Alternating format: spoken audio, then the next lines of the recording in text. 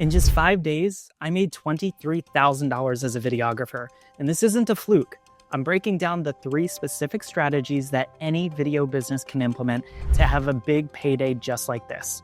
Now, before I share what those 3 things are, I'll provide what each gig was, how much each gig was invoiced, and where and how I made these connections so that if you're looking to have a 5-figure week in your video business, you can do it too.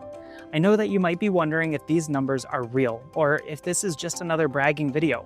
Look, I get it, but that's exactly why I'm here, to give you the actual numbers and the real strategies that I used so that you can take them and use them in your business as well. The truth of the matter is, a week like this came off the heels of a really quiet summer, and I mean quieter than normal. I went the entire month of July barely making $1 because I spent that time working on a new training to help videographers grow their business, redesigning my website, and spending time on the water with my rowing club.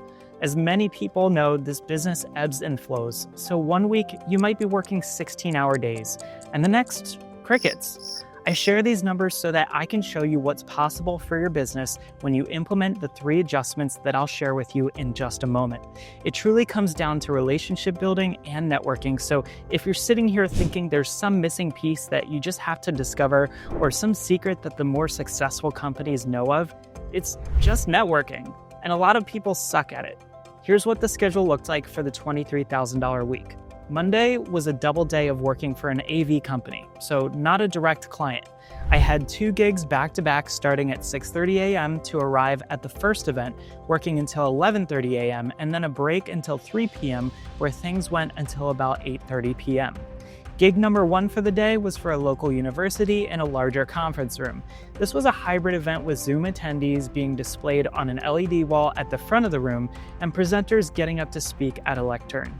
My sole responsibility for this project was to use the in-house AV installation to switch between PTZ cameras and to move them around the room to find whoever is speaking at the time. Since I was working on behalf of another AV company, I didn't need to bring any equipment. I walked around the room controlling the PTZ cameras from an iPad, and when I was done with that project, I simply hopped in my car and drove to the next location. Project 2 of the day was working for the same AV company and the same university. However, this time we were doing a full load-in, and that meant meeting the crew at the loading dock, bringing in a bunch of road cases and equipment to set up a live stream. I used their streaming equipment and was provided a camera operator. Their AV team provided sound, lighting, pipe and drape, and all the necessary equipment. Now, if you're sitting here wondering why I don't show any pictures or footage of these 2 projects, out of respect to the client, I typically don't show or post content from gigs that are not my direct client. Monday was a 14-hour day, but with a 3-hour break in the middle. I had ample time to find a spot outside with Wi-Fi to get some work emails and phone calls done in the middle of the day. Tuesday was a single gig day and went from approximately 7 a.m. until 8 p.m. This event was also for the same AV company that subcontracted me on Monday. I'll get to this a little bit more in just a bit because this is point number 1 of the 3 things that your video business could be doing. We began setting up around 7 a.m. and the event started at 8:45 a.m. The crew provided pipe and drape, 2 camera operators with 3 cameras, and cabling was run back to the AV booth in the auditorium that we were using to switch and stream. The event was a mixture of keynotes and panel discussions, providing unique talks about finance, crypto, and the political climate affecting the markets. At the end of the day, the crew breaks down all the equipment and loads it back into a box truck. That's 2 days in a row where I simply show up with my laptop and walk away at the end of the day. Now, Wednesday was a nice break for the week. I drove from Virginia up to Baltimore with my equipment and had a hotel booked for 2 nights to work in the area on Thursday and Friday.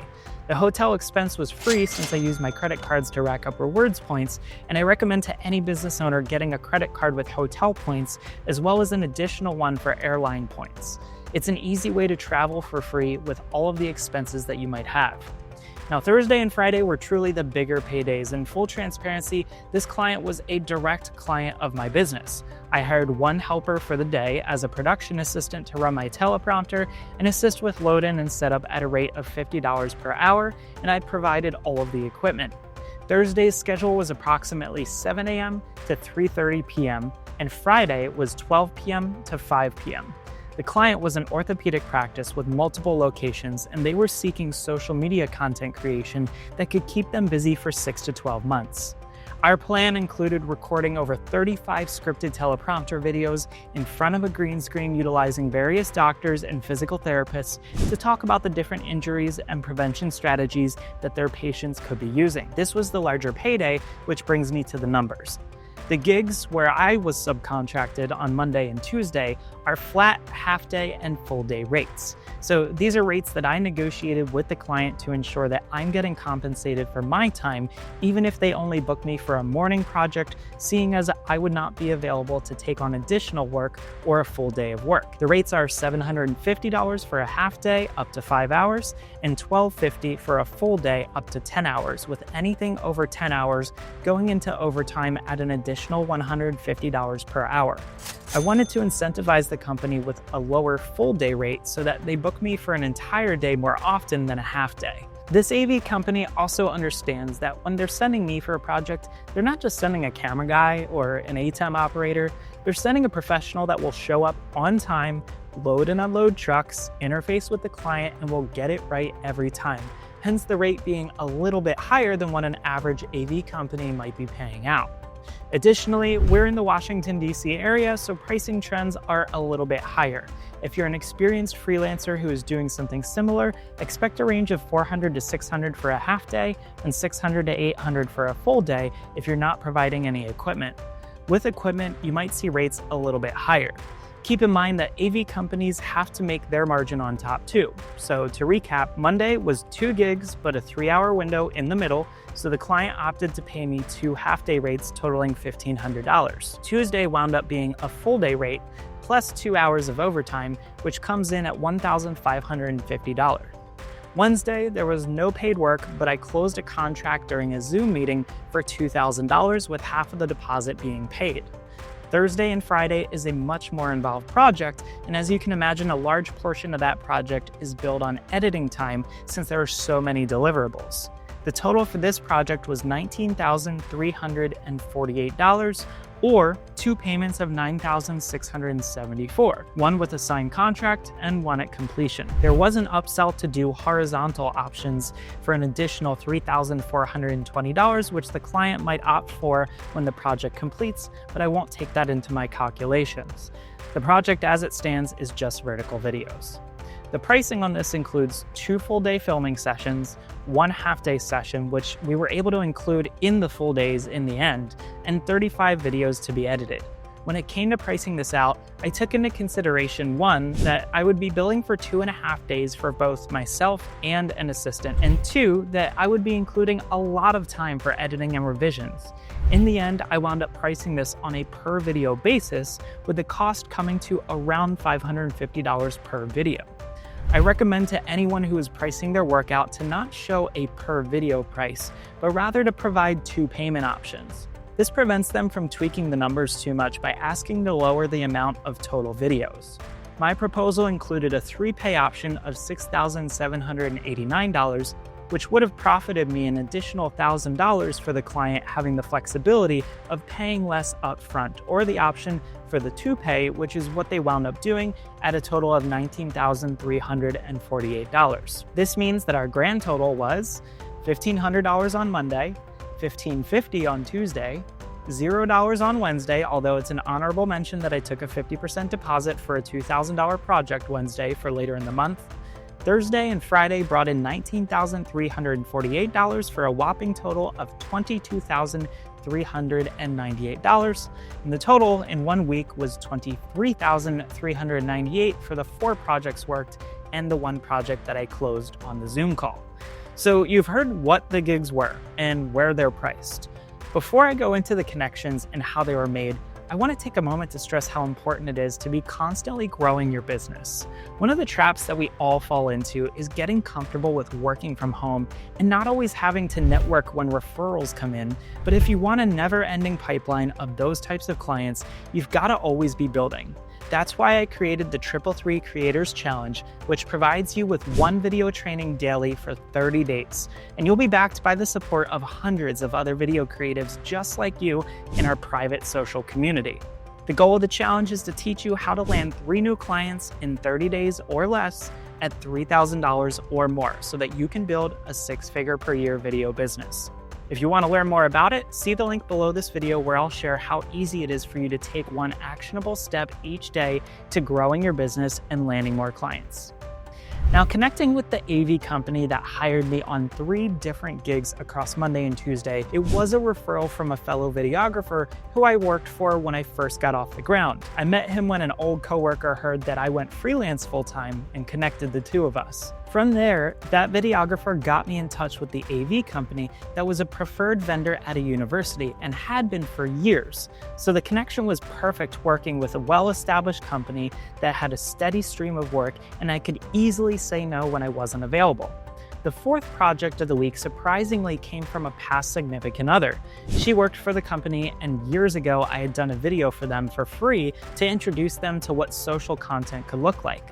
While they didn't decide to purchase from me at that time, they did wind up hiring me to film a few Meet the Doctor videos, and still to this day hire me to film a doctor intro video when they hire someone new. When it finally came time to pull the trigger, it was a natural progression up to a larger social media project, and I was delighted when they agreed to the massive undertaking.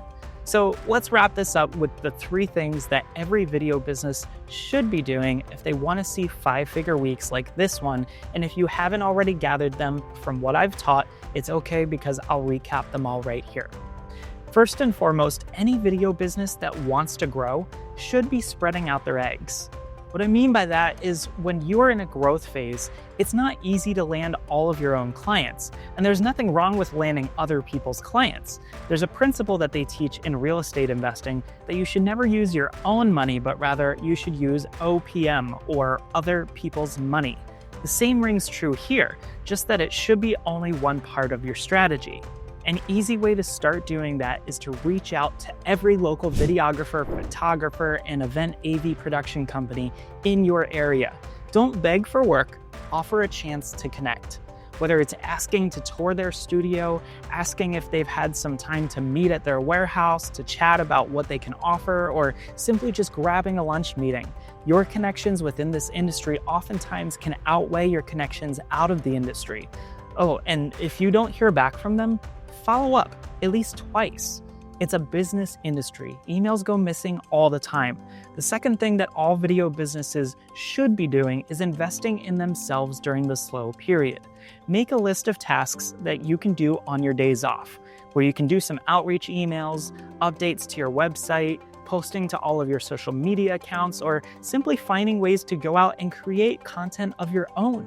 Sitting still is an easy way to prevent a business from growing, and what's more, adopting the mindset that work will just magically show up if you rely on directory websites like Production Hub or Staff Me Up is a huge mistake.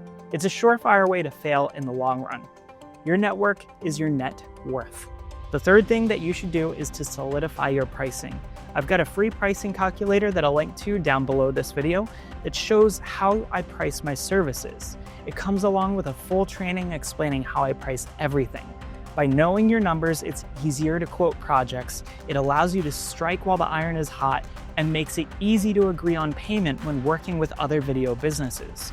Growing a video business is hard work, and I won't sit here and pretend that I didn't take 11 years of being in business to get to a point where a $23,000 week was actually possible. That's in large part because I had to learn all of this on my own, and I had to seek out the mentors who already knew how to do this too. If you're watching this video and wondering what you can do today or this weekend to start heading in the right direction, check out the 333 Creators Challenge. It's linked just down below this video, where I'll challenge you to implement one strategy daily for 30 days to grow your video business, no matter what type of video services that you offer. Until next time, stay busy.